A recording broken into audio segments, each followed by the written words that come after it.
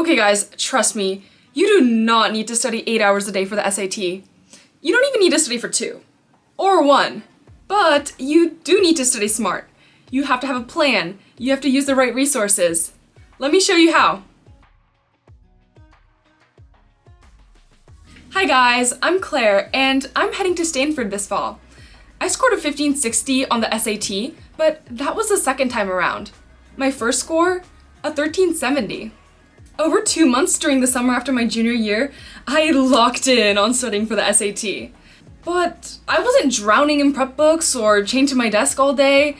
I just tried to study strategically. I mean, I'll be honest with you, when I first saw that 1560 pop up on my screen, I didn't believe it at first. Here's the thing though, the SAT is one of the most studyable tests out there, and even a small amount of focused work can make a huge difference if you do it right. First, you need to figure out where you're at. I started with a full-length practice test from College Board. It's free, it's official, and it tells you exactly which areas you need to work on. For me, that was math, especially geometry. After each practice test, I'd review it. And here's the key, you have to take advantage of the mistakes that you make and the questions that you miss, because they serve as the perfect learning opportunity. Khan Academy is perfect for this because they have explanations for every problem on the College Board practice tests. I take notes on each question that I got wrong, solve them again correctly, and write down any formulas or strategies I should have used. And yeah, so basically turn my mistakes into my own personal study guide. Okay, let me show you my SAT math notebook. So I would put down the formulas in the first couple of pages, and then I would redo some of the problems that I missed and put down some helpful tips for me to remember. That's how I went about it. Honestly, this is the key. So here's what my system looked like.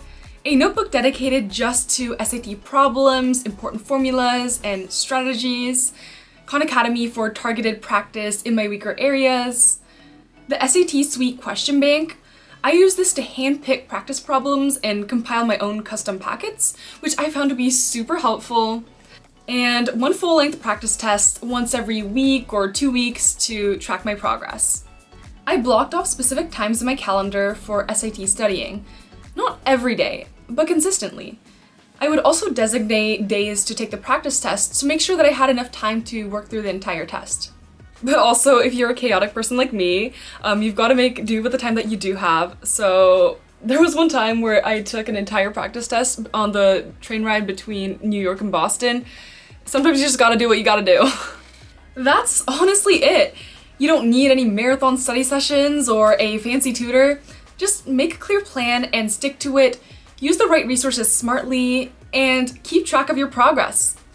If you can put in even a little quality, focused time in each week, you'll be shocked at how much your score can improve. And if I can go from a 1370 to a 1560, you can too. Thanks so much for watching. Drop any questions into the comments, I'll try my best to answer them. Stay tuned for more videos on college applications and my life at Stanford. Alright, see you guys in the next one.